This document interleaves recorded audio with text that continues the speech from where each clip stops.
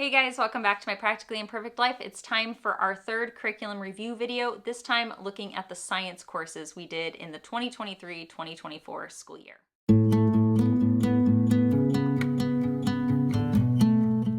If you've been following along in this video series, you know that in each video I'm picking one subject area from our homeschool and talking more about the curriculum that we use this year and our thoughts on it. We've already covered our history and social studies courses, and then last week I posted about our literature and English materials that we use. Then today I wanted to dive into our science courses. Now specifically, I'm going to be talking about what we used for my son for his 10th grade chemistry and for my daughter in her 11th grade physics. Now, if you've been following for a while, you might go, well, wait a minute, aren't both of your kids also doing chemistry in the kitchen? That's a chemistry course. And yes, chemistry in the kitchen from Guest Hall is a course that we're doing. Both of my kids are taking that, but we are terming it as a food science elective simply because my oldest had already taken chemistry and I had already planned to have my youngest take that same chemistry this year as well. But they both really enjoy being in the kitchen. They enjoy learning about food. And I thought it would be a fun elective to do in order to review and reinforce chemistry concepts, get some experience in the kitchen, and we would just term it differently on the transcript. So I will be talking about that course, but that will be in my electives video when I talk about the elective courses that my kids do. So it is technically a science course, but for us it's a kind of a weird science elective, so it'll be in a future video. However, I am going to post a video here where I do a side-by-side comparison of the chemistry, the traditional chemistry course that now both of my kids have done, and the Guest Hall chemistry in the kitchen course. Not saying that one is better than the other, but strictly letting you know kind of how the two compare in terms of topics that they cover and how things are arranged and how thorough it gets into different subject areas. That's just been a question that's been posed to me several times over the course of this year, so I wanted to get that information out there for you guys. So that will be a whole nother video. But if you haven't seen the other videos in this series, I will link them down below for you. They're also in my Curriculum Choices playlist, so you can check those out. But let's dive in and talk more about our science courses, and we'll start off with our chemistry. This year, my son, who is in 10th grade, is doing a chemistry course from Berry & Builders. It is Discovering Design with Chemistry. It's written by Dr. J. Wiley.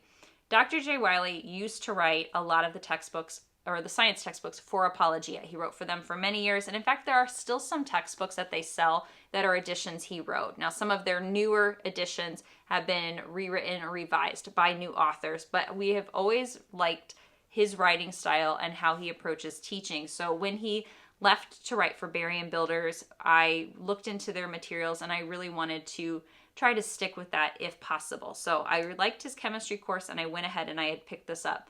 My daughter did this course last year, and my son is doing it this year. So there is the textbook. We do have the optional test packet that we use, and then I got the student workbook as well. That is something that I had always liked previously when we were using Apologia exclusively for science, is that many of the courses had these student workbooks. And think of this as a guided notes packet, essentially asking your students different questions, guiding them to find definitions of key words, identifying important concepts. It's really just a way to help them pull out the important information and track it. They also have, throughout the reading in the textbook, different comprehension questions. They'll be listed in the textbook, but then there's space in the student workbook for them to fill it out. There's also space in here for them to record all of their labs.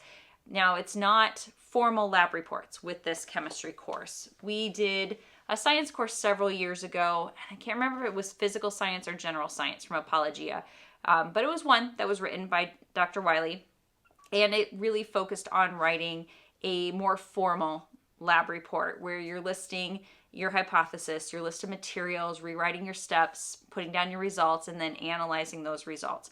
Whereas here there are pages, but it's really more for recording the data, working out the different calculations, and I'll talk a little bit more about how those experiments are designed. But it is very nice to have the student workbook. The other thing that I love about the student workbook is that in the front, you actually have daily assignments. And essentially, this is your lesson plan for the year. So on here, you can see for the different weeks, it tells you what to do on each of the 5 days of this week. And that's just great. I've literally just taken this and copied it into my Excel planner, and then I use that to fill in my kids' planners each week. I haven't really had to shift or adjust how anything is in here. It's broken down in a way that gives them a little bit of reading each day, maybe a couple questions to answer, possibly a lab on one day, and then time to study for tests and then take the tests for each module. Now you might ask why I thought it was so important to stick with science textbooks that were written by Dr. Wiley, and largely it's because of his writing style. I have read my fair share of science textbooks between high school and college, and there are some that are incredibly dry. They're just so boring to read. You could just fall asleep in the middle of it. And I have. But these textbooks, it just has a flow to it. It's much more conversational and feels like somebody's just sitting there and talking to you and teaching you about it. He throws in a lot of really practical examples. He works out different problems in a very detailed manner. And I feel like that just gives a great explanation for each of the concepts that are being taught. The textbook itself kind of follows a similar pattern through each module. You'll have some key important points that are going to be shown in kind of this reddish pink. You will have your comprehension check questions in the purple. So these are the ones that are printed out in the student notebook with, again, plenty of space for them to work out those problems and answer them. And then there will be examples that will be in these tan boxes. And the examples are, again, worked out step by step by step, with an explanation for each part of that. So it's, again, very thorough in teaching your students how to approach different types of chemistry equations and chemistry problems and working them out. It's just great because the examples will show exactly how you're supposed to answer different problems in the comprehension check questions, which are similar to the ones in the chapter reviews, which are similar to the ones on the test. So we're not reinventing the wheel when they come to the test. They're doing types of equations and problems that they have been seeing and practicing all throughout the module. And I just feel like that works really, really well. Labs are printed in the textbook. So those will be in these green boxes. And you'll have a little introduction to it. The lab steps will be listed in here for them to follow. The other thing that's really nice about this is that the paragraphs that follow this whole lab section are a deeper explanation of the lab and what they should have seen and why they should have seen that. So if you don't have the materials for a particular lab, your student could still read what the experiment was, and they could read the explanation of what the results would have been and why that result would happen. That's really one of the key things with science labs. It's not enough to just do them. I mean, they're fun to do, but you need to understand the why behind what you're observing. And that's especially true with chemistry. There is a purpose behind each step and a purpose behind each thing that we're measuring. And that will tie in to whatever concept or topic that they're studying. So even if you don't get an experiment to turn out perfect, or if the results are skewed, or if their math is wrong, do they understand the why of what they're observing? That's always what I try to aim to get my kids to understand with science labs. As far as the number of chapters and schedule, there are 16 modules or chapters in this textbook, and they are designed to be done over 36 weeks. At least that's how the schedule is broken down in the student workbook. If you have a student who feels like they're picking things up rather quickly, you could probably move through it a little bit faster, but more likely than not, you will need the full 36 weeks or slightly longer if your student struggles with the math associated with chemistry. Traditional chemistry courses have a lot of math. And I've said this in past videos, but I feel like having at the very least Algebra 1 under your belt will make the math in a traditional chemistry course much, much, much easier. You're using something called stoichiometry in chemistry, and that is just a way of doing different types of conversions and figuring things out. You're also doing a lot of balancing of equations. You're figuring out how many moles of different things you need to have in order to create certain amounts of yields. There's just tons of calculations to learn, to memorize, and to be able to apply. Having an algebra base will just make that much easier to understand because you're essentially doing algebra style work in these equations. Now that's just my opinion, but I was a chemistry major, so hopefully my opinion helps you out there with that. I just have seen it with both of my kids. The fact that having completed algebra before did help with that. Now, as far as topics that are covered, I'm not going to go into super great detail because you'll get that in that comparison video that I mentioned before, but you are going to hit all of the key things with chemistry. You're going to get introduced to what are atoms, what are molecules. You're going to learn about the periodic table and how that works. You're going to learn about stoichiometry. We're going to learn about the shapes of molecules, ionic bonds, covalent bonds, thermodynamics, what happens with things in a solution, acids and bases. All of those key concepts are going to be covered. It's a very solid curriculum, and it's definitely one that I think would well prepare a student to either take a higher level chemistry course if they wanted to do, for example, an advanced chemistry course while they were in high school, an AP chemistry course, or maybe even considering a dual enrollment chemistry course. If you are considering having a student do a dual enrolled college chemistry course, be advised that the stuff that you cover in this entire year is typically crammed into one semester in college.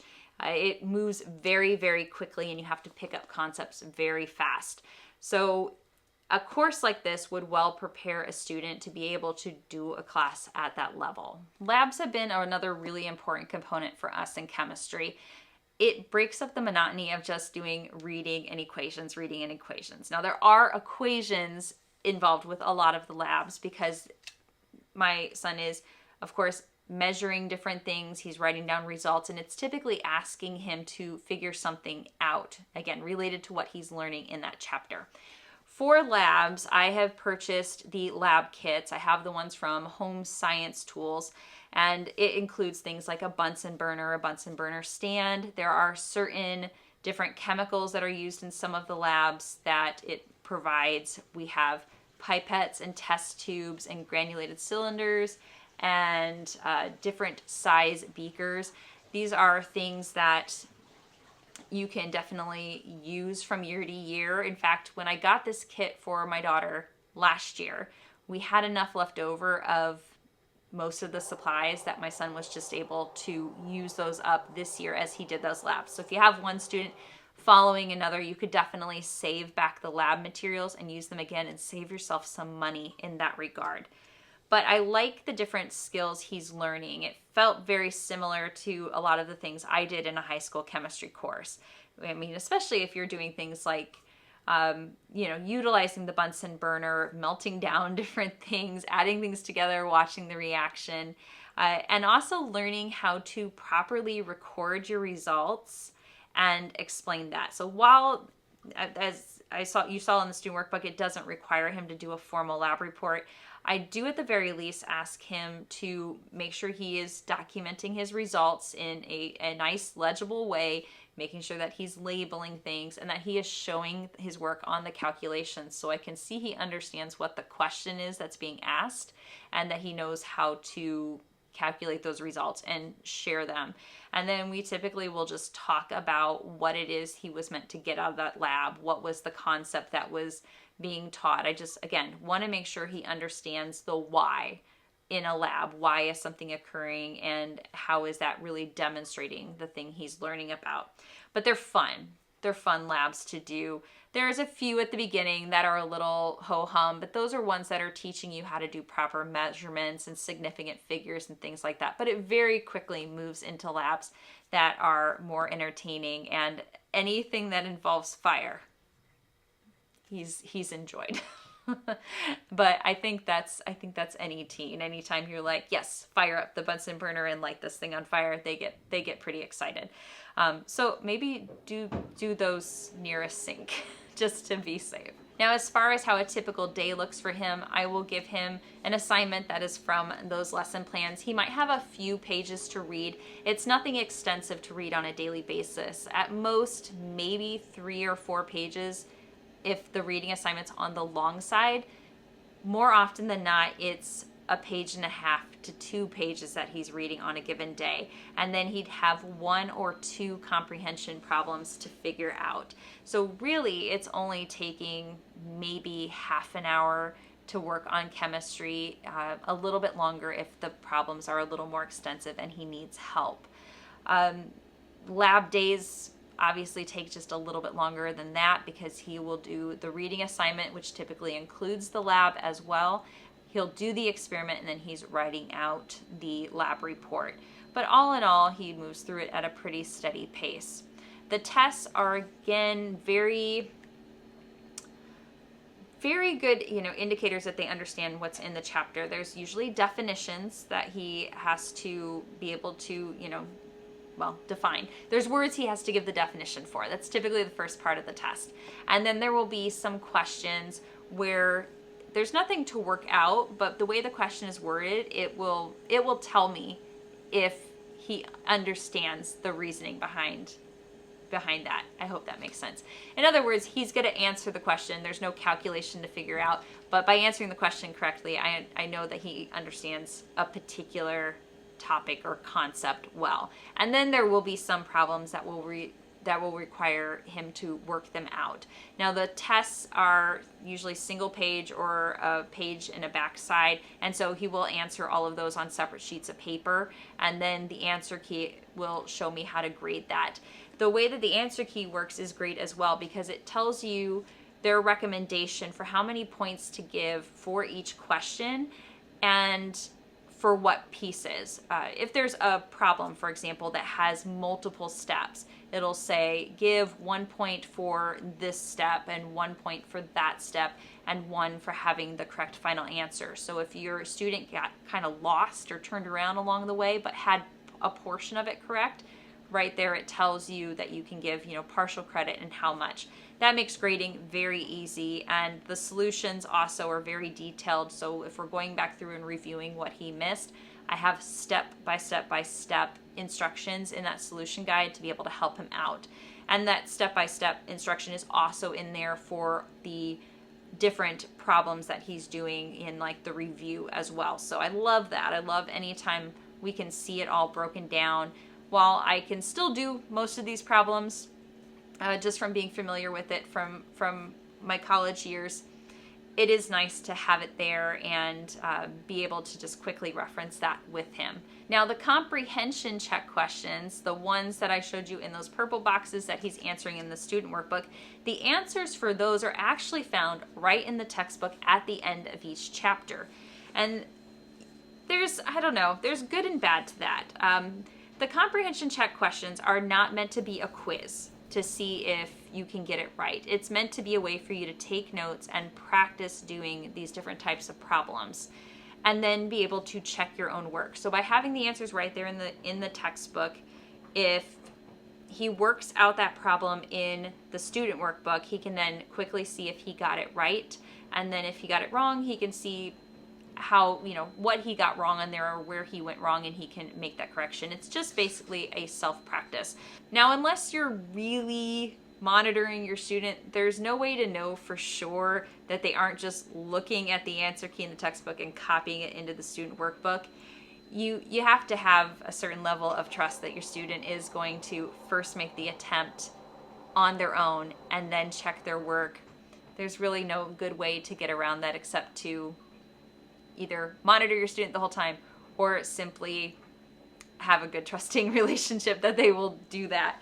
And so that is one thing that I think it's both a positive and a minus about how it's designed, having the answers right there in the textbook. It's nice because he can check it himself and quickly see what he got right, what he got wrong. It's a negative in that, if he got really stuck, he could just look and then write the answer down. So while I would prefer that those answers only be in the solution guide that I have as the teacher, it's not really been the end of the world, because when he's doing the chapter reviews, we're looking over those with my solution manual, and then when he's doing the tests, the answers are all in my solution manual as well. So how would I rate this chemistry course overall? I'm going to say a 4 out of 5 stars. I love Dr. Wiley's writing style. I really like how he explains all of the different chemistry principles, breaks them down into different pieces. I think really the only reason why I would deduct a star is because of a few organizational things, like having the answers to the comprehension check right in the textbook and having the lab pages be so just blank with no real, I don't know, guidance on the lab pages. I would have liked to see lab pages that broke it down a little more and had him maybe not do a full-on formal lab report, but at least a little more guidance in how to write out the lab reports. I think that would be helpful for students, especially if they're preparing to do a higher level chemistry course where they are going to be expected to do formal lab reports. I think the more you can practice those, or at least practice an informal lab report, the better. It'll just get you prepared for the types of things that will be expected when you're doing college level science courses. But I can't complain at all about how the material is presented or how it is taught. I do feel like it's a very good, solid chemistry curriculum. It went really well for my oldest when she did it last year, and it's going pretty well for my son as well. We have gotten a few additional things to kind of help both of them along the way. One thing that I feel was a really good asset was purchasing a atom and molecule sample kit. I got one off Amazon. I'll link it down below for you. It was only $25 or $26, but it includes different size pieces and different colors with little sticks that you can use to connect them together and basically create models of different types of atoms and molecules.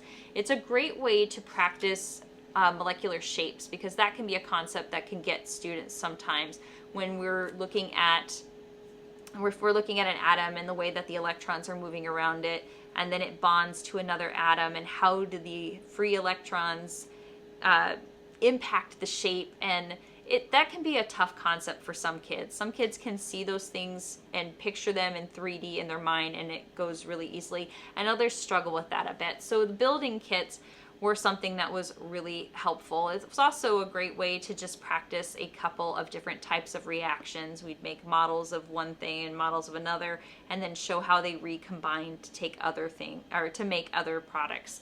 So I would recommend maybe getting a model kit. You don't have to get a big, expensive, fancy one, but just a basic one that your students can use when they're doing some of the earlier chapters in this textbook. Moving on to what my daughter is doing this year. As an 11th grader, she is taking physics. Now, we are using Exploring Creation with Physics. This is the second edition, and it is from Apologia. And you might notice it's also written by Dr. Wiley. So this is one of the editions that Apologia is still selling that is written by him. You might go, well, if he moved to Barium Builders, did they have a physics curriculum, and why didn't you use that one? Well, the short answer is that when I was ordering curriculum, the physics book for Barium Builders was not yet available. So I ordered the Apologia one because it was, again, written by Dr. Wiley, and it still has that same mode of writing, the same very conversational tone, the way of explaining things, and even how the whole book is set up in terms of showing labs and examples and key terms. So it follows very closely to how the chemistry book was designed, and since she was used to his style of writing and how the books were set up, I thought, awesome, we will go ahead and do that for chemistry, or for physics. A couple things that are different though. It only has a textbook and a test booklet. There is no student workbook. And that was something that we have really missed this year. Because along with not having a student notebook, there were no lesson plans. There is nothing to tell me what to have her do on what days or how to break it down. I looked on the Apologia site because Apologia sometimes has what they call book extras. You can put in a code on their website, you set up an account, you put in the code, and then it will have like extra links to videos or websites or printouts and things like that to go along with one of their books. So I put it in for physics, and I thought, okay, maybe it's on here, and nothing. And I did a search on a couple of curriculum pages to just see, if there was a lesson plans available. And there are people who have created lesson plans for this course, but they want like $8 for a lesson plan.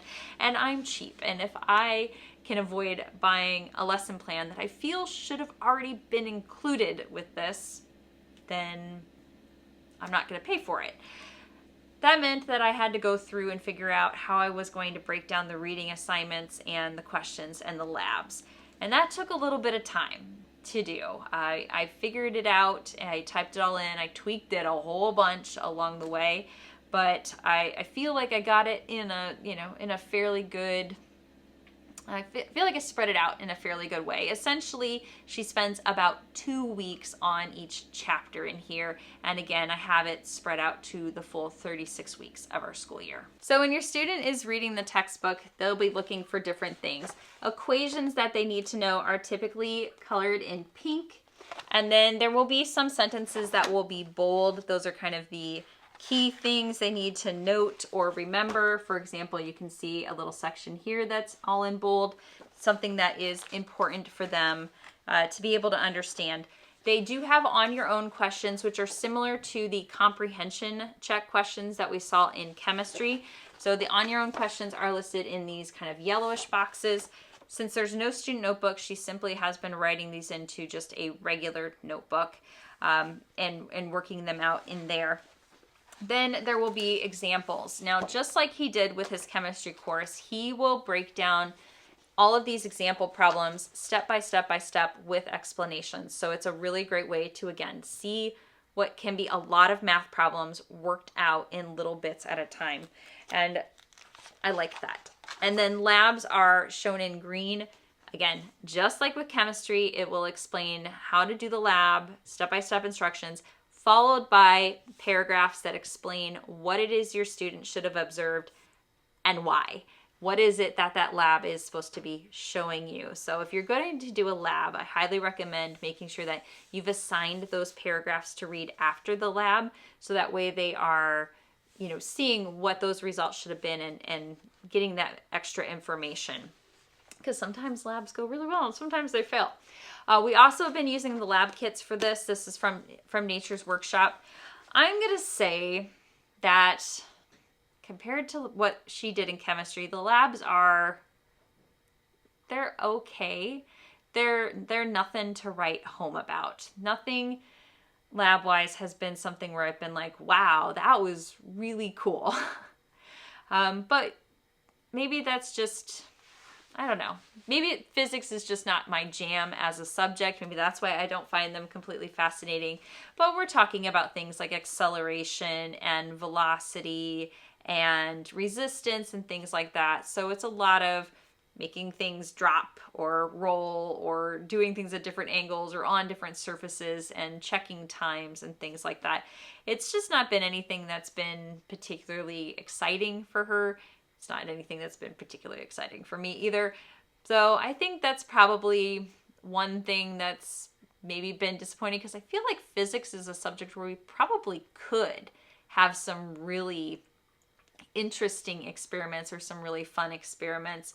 And for my part, I probably could have done some research on some alternative ones we could do, but while I've taken physics, it's just not a subject that I would particularly, I've taken it, but I'm not fascinated by the subject, and I'm not as well versed in it as a subject to be able to feel like I can pick and choose replacement labs for different things. So we've just been doing the labs that are in the book. They're okay. It is helpful to have the kit from Nature's Workshop. Almost everything can be reused. So we will save back different materials if there's something that we can reuse for other types of experiments, but almost everything is reusable. So that is kind of nice. Again, if you're going to have multiple students take the course over a period of a few years, you can save back those supplies and then be able to repurpose them with your younger students. Now, this course is another one that is very heavy on the math. Again, algebra and advanced would be super helpful for your student to have already taken before they do physics. Algebra 2 would be even better. or at the very least taking it at the same time that they're doing Algebra 2. So if your student took Algebra 1 and then maybe did biology that year, and the next year they're doing, I don't know, geometry and chemistry, and then maybe they're doing Algebra 2 and physics the same year, something like that, it just will pull a lot from those different math skills that they're learning in those algebra courses, and it will help so much with this. If you have a student who's a little weaker on math, be advised that you'll probably have to spend some additional time really going through how to solve the different types of problems with them. The tests are all very math heavy, lots of problems to figure out. Now, my daughter is near some of the latter chapters in here, and we're getting to a point where there's a lot of kind of like different theories she's having to apply. So there are questions where it's saying, well, if this happens, then what? What would be the result, without necessarily having to do a math problem. But again, she's having to make sure that she understands different things that were taught and being able to apply it to different situations. So those have been, honestly, those have been the ones that have been harder for her than any of the math problems. She's been whipping through the math problems in these perfectly fine. I don't think she's missed a math question in physics this year, which is pretty incredible. It's been questions that have been, apply this theory type thing that have been the ones that have caught her up. But if you have a student who struggles in math, just know you're going to spend a little extra time. Having those example problems worked out all the way is super helpful. In the solutions manual, it is the same as with the solution manual we have for chemistry, where the review questions are all worked out in detail, step by step. It's not just telling you the answer, it's showing you how you get there. With the tests, it's also giving you a breakdown on grading. So how many points should that test be worth?